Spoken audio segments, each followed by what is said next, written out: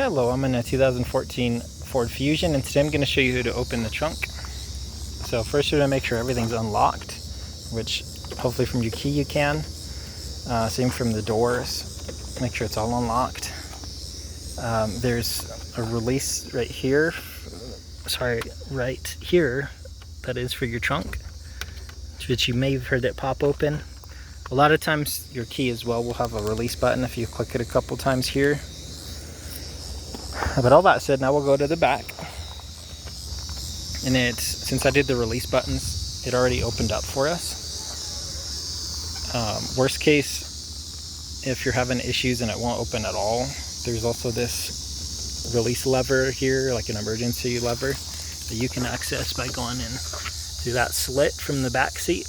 Whether you have a tiny person climb in here or you have like a hook tool to reach in and snag this to pull it, that should release it. Once you do get it released, if you were having issues, maybe check through here, make sure there's no debris sticking in here, and it's got maybe a little WD-40 to loosen any components. Same thing down here where it hooked onto, make sure there's no debris or anything stuck in here that's blocking it up.